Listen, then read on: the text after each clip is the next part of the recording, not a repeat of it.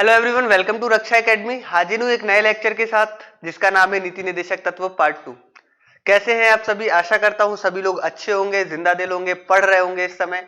और फिर से देख रहे हैं कोरोना बढ़ रहा है, इस वजह से आप सभी घर के अंदर रहें और मास्क का प्रयोग करें। ठीक है। कल मैंने एक आपसे प्रश्न पूछा था, राज्य की परिभाषा क्या होगी। इसका कमेंट सिर्फ 2 से 3 लोगों ने ही बताया, करके कमेंट में 2 से 3 लोगों ने ही राज्य की परिभाषा बताई। या तो मैं ये समझूं कि बाकी सारे लोग हैं वो पूरी वीडियोस नहीं देखे, या फिर मैं ये समझूं कि आपको राज्य की परिभाषा ही पता नहीं।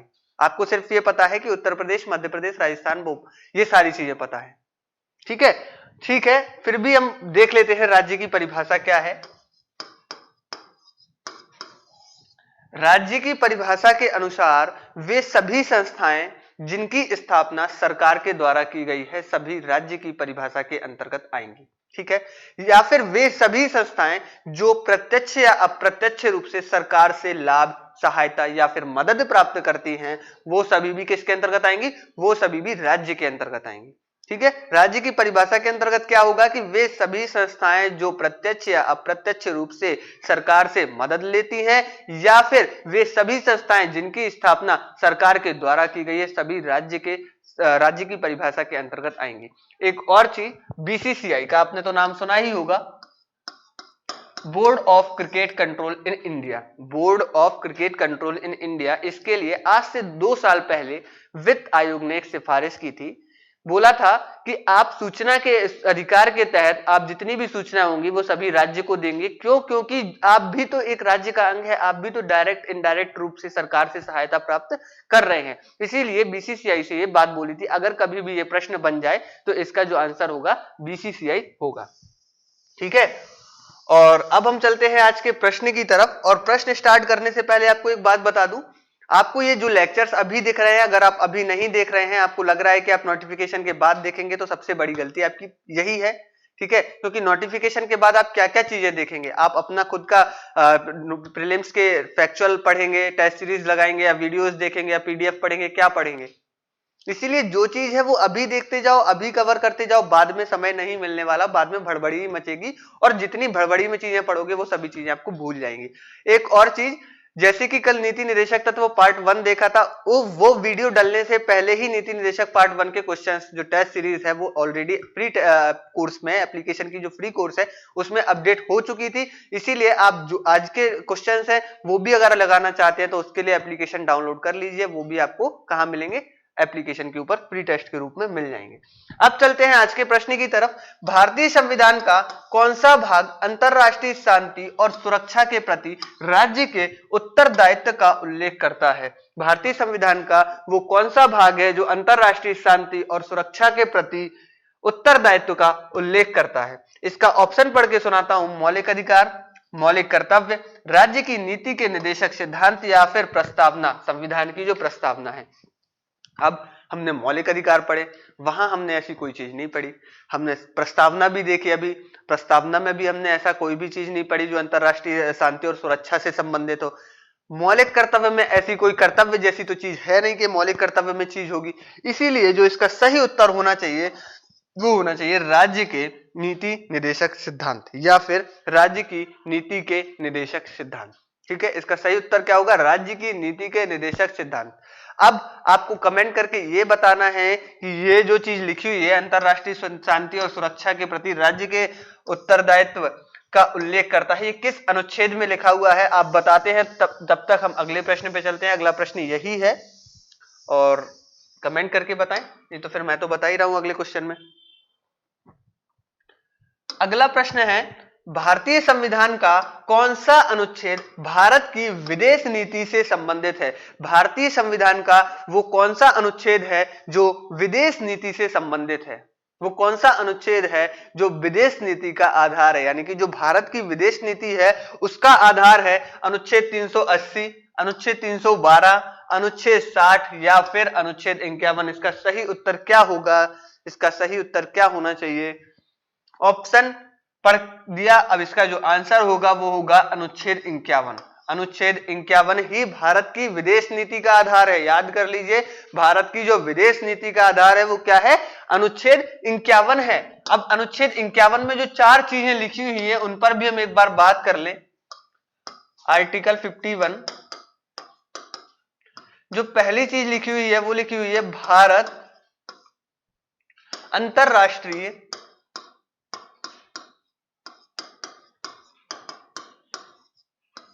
सुरक्षा और शांति को बढ़ावा देगा।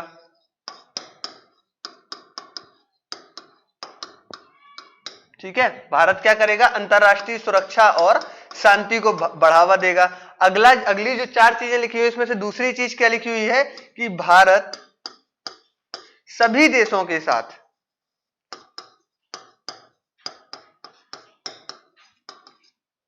सम्मानजनक, न्यायोचित या न्याय संगत, भारत क्या करेगा? सभी देशों के साथ सम्मानजनक या फिर न्याय संगत व्यवहार को बढ़ावा देगा या व्यवहार करेगा। अगली जो तीसरी चीज लिखी हुई है वो तीसरी चीज लिखी हुई है कि कोई भी चीज होगी, कोई भी किसी भी प्रकार की चीज होगी वो किसी संधि और समझौतों से सॉर्ट आउट करने की कोशिश करेगा, यानी संधि एवं समझौतों को बढ़ावा देगा। युद्ध नहीं कि पता चले कि कोई भी चीज है युद्ध कर लो।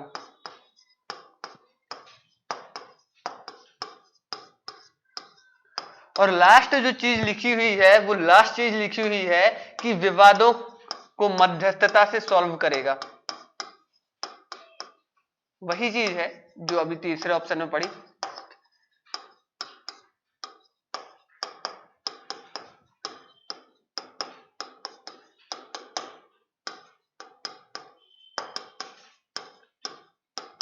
क्या करेगा? विवादों को मध्यस्थता से समाप्त करने की कोशिश करेगा, संधि एवं समझौतों को बढ़ावा देगा, सम्मानजनक एवं न्यायोचित व्यवहार करेगा, इसके अलावा अंतरराष्ट्रीय सुरक्षा एवं शांति को बढ़ावा देगा। ये 4 चीजें अनुच्छेद 51 में लिखी है। इनमें से अगर कोई भी एक चीज आ जाए अलग अलग ऑप्शन में तो भी उसका आंसर अनुच्छेद 51 ही होगा। इसलिए अनुच्छेद 51 की हमने पूरी चीजें देख ली।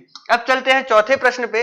राज्य के नीति निर्देशक सिद्धांतों के निम्नलिखित में अनुच्छेदों में से कौन सा अंतरराष्ट्रीय शांति और सुरक्षा के संवर्धन से संबंधित है? अभी जस्ट पहले हमने अनुच्छेद 51 पूरा पढ़ा, इसलिए जो इसका उत्तर होगा वो होगा, यहां पर अनुच्छेद 41 की जगह 51 कर लीजिएगा। ठीक है, जो इसका सही उत्तर होगा वो होगा अनुच्छेद 51। इसका सही उत्तर क्या होगा? इसका सही उत्तर होगा अनुच्छेद 51। ओके, राज्य के नीति निर्देशक सिद्धांतों के निम्नलिखित अनुच्छेदों में से कौन सा अंतरराष्ट्रीय शांति और सुरक्षा से संबंधित है या संवर्धन को बढ़ावा देता है? तो उसका जो उत्तर होगा वो होगा अनुच्छेद 51। अब चलते हैं अगले प्रश्न पे। राज्य के नीति निर्देशक सिद्धांत किस प्रकार मौलिक अधिकारों से भिन्न है? राज्य के नीति निर्देशक सिद्धांत किस प्रकार मौलिक अधिकारों से भिन्न है? पूर्व में केंद्रीय सरकार के लिए है, उपरोक्त राज्य के लिए है। एक ऑप्शन पूर्व में संविधान का अंश नहीं है, उत्तरोत्तर है। निदेशक सिद्धांत प्रवर्तनीय नहीं है और जबकि मौलिक अधिकार प्रवर्तनीय है। उपरोक्त में से कोई नहीं। इसका सही उत्तर क्या होगा? जल्दी से कमेंट करके बताओ। ए, बी, सी, डी, इनमें से सही उत्तर क्या होना चाहिए? इसका जो सही उत्तर होगा वो होगा निदेशक सिद्धांत प्रवर्तनीय नहीं है जबकि मौलिक अधिकार प्रवर्तनीय है। न्यायालय द्वारा मौलिक अधिकार प्रवर्तनीय है, निदेशक सिद्धांत न्यायालय द्वारा प्रवर्तनीय नहीं है। कल ही हमने इस पर चर्चा की थी। तो जो इसका सही उत्तर होगा वो होगा ऑप्शन सी। इसका सही उत्तर क्या होगा?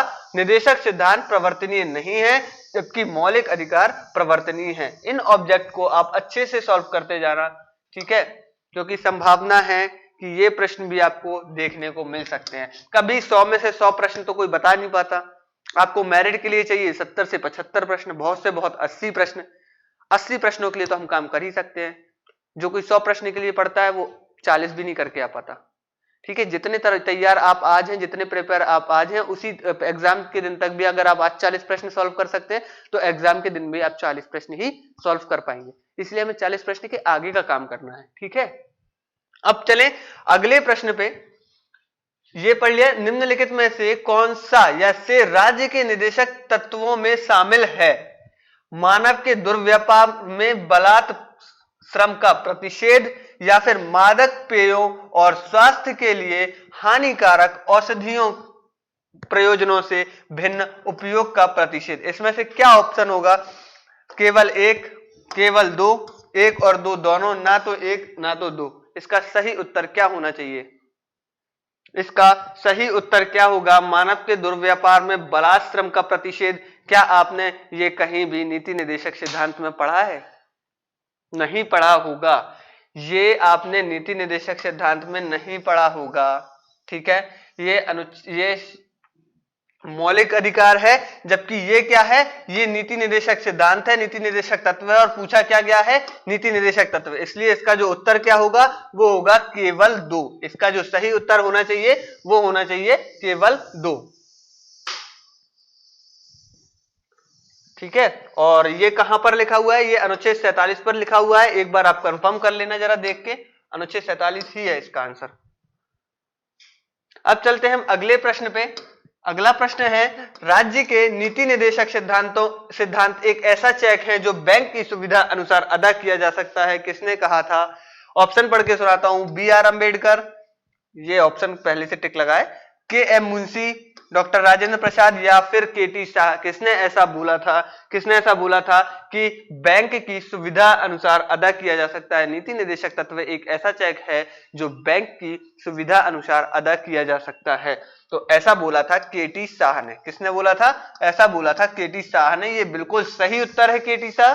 ठीक है, इसको याद रखिएगा। और हिंदू धर्म की पहेलियां, ये पुस्तक किसने लिखी है? मैंने पहले भी आपको बताया है। ठीक है, अब आपको ये कमेंट करके बताना है हिंदू धर्म की पहेलियां किसने लिखी। और दूसरी किताब है पाकिस्तान पर विचार, थॉट्स ऑन द पाकिस्तान, ये किसने लिखी है और कब लिखी है, ये आपको कमेंट करके बताना पड़ेगा। अब चलते हैं अगले प्रश्न पे। अगला प्रश्न है, निम्न में से कौन एक राज्य के नीति निर्देशक तत्वों में शामिल नहीं है? राज्य सुनिश्चित करने का प्रयास करेगा कि पुरुष और महिलाओं को समान कार्य हेतु समान वेतन, जीविकोपार्जन हेतु पर्याप्त साधनों का समान अधिकार, अस्पृश्यता उन्मूलन, या काम हेतु न्याय संगत और मानवोचित दशाओं में रहे। इसका जो सही उत्तर होना चाहिए वो क्या होना चाहिए? इन तीन जो ऑप्शन दिख रहे हैं वो आपके नीति निर्देशक सिद्धांत होंगे, और एक ऑप्शन मौलिक अधिकार है जो कि है अस्पृश्यता उन्मूलन। ये क्या है? आर्टिकल 17, अस्पृश्यता उन्मूलन, आर्टिकल 17। आपको आर्टिकल तो अच्छे से पढ़ने हैं, क्योंकि आर्टिकल से प्रश्न उठाकर आपसे पूछ लेंगे, और एक आर्टिकल के अंदर लिखा क्या क्या है, कहां तक विस्तृत है, वो भी पढ़ना है। क्योंकि पता चलेगा कि आपने आर्टिकल में जैसे अस्पृश्यता उन्मूलन लिखा है वो बस पढ़ लिया, और उसके नीचे आर्टिकल 17 में भी और भी चीजें लिखी हैं, आपने वो नहीं पढ़ी और वही ऑब्जेक्ट में उन्होंने प्रश्न बना दिया, तो गड़बड़ हो जाएगी। इसीलिए जैसे 51 पढ़ा, अनुच्छेद 51 में जो 4 बातें लिखी है, हमें चारों बातें पढ़ लेनी है। ठीक है, ऐसा नहीं कि कोई 4 में से एक बात वो प्रश्न बना दे और फिर उसके ऑब्जेक्ट दे दे अनुच्छेद 51, तो बोलो कि अनुच्छेद 51 में तो अंतरराष्ट्रीय सुरक्षा और शांति बस पढ़ी थी, और चीजें तो हमने पढ़ी ही नहीं। अगला प्रश्न है, निम्नलिखित में से कौन सा एक राज्य की नीति निर्देशक सिद्धांत संविधान के बाद में जोड़ा गया? संविधान में बाद में जोड़ा, कौन सा वो राज्य का नीति निर्देशक सिद्धांत है जो संविधान में बाद में जोड़ा गया? ग्राम पंचायतों का संगठन, गोवध निषेध, मुफ्त कानूनी सलाह, या फिर समान नागरिक संहिता। कौन सा वो नीति निर्देशक सिद्धांत है जो बाद में जोड़ा गया? इसका जो सही उत्तर होना चाहिए मुफ्त कानूनी सलाह। गरीब हैं जो, गरीबों के लिए मुफ्त कानूनी सलाह 42वें संविधान संशोधन 1976 के तहत 42वें संविधान संशोधन 1976 के तहत भाग 4 में मुफ्त कानूनी सलाह, भाग 4 के अनुच्छेद 39 का में मुफ्त कानूनी सलाह गरीबों के लिए जोड़ी गई थी। कहां जोड़ी गई थी? 39 का में जोड़ी गई थी। इस चीज को आप याद रखिएगा। पूछ लेते हैं, ऐसे प्रश्न बन जाते हैं, फिर आप सोचोगे गोवध निषेध तो पढ़ा नहीं, अरे यही जोड़ा गया होगा। गोवध निषेध तो पढ़ा ही नहीं था, यही जोड़ा गया होगा। जबकि इसका जो सही उत्तर है मुफ्त कानूनी सलाह। देखने में ऐसा लग रहा होगा कि मुफ्त कानूनी सलाह पहले से होगी, जबकि ऐसा नहीं है। अगला प्रश्न है, इनमें से कौन राज्य के नीति निर्देशक सिद्धांतों में सम्मिलित नहीं है? मद्य निषेध, काम का अधिकार, समान कार्य हेतु समान वेतन, या फिर सूचना का अधिकार। इसका सही उत्तर क्या होगा? जल्दी से बताओ। इसका सही उत्तर होगा सूचना का अधिकार। इसका सही उत्तर जो होना चाहिए वो क्या होना चाहिए? सूचना का अधिकार। इसका सही उत्तर होगा सूचना का अधिकार। अब चलते हैं अगले प्रश्न पे।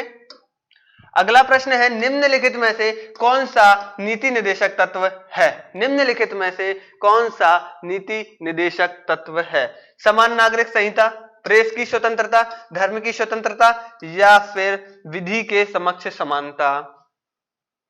जैसा अभी लीक से चल रहे थे ना कि एक मौलिक अधिकार था और 3 नीति निर्देशक तत्व दिए गए थे, यहां जस्ट उल्टा है। यहां पूछा गया निम्नलिखित में से कौन सा एक नीति निर्देशक सिद्धांत है। इसमें आपको प्रश्नों पर ध्यान देना है, प्रश्न अच्छे से पढ़ना है। प्रश्न अच्छे से पढ़ेंगे कोई भी चीज गलत नहीं होगी।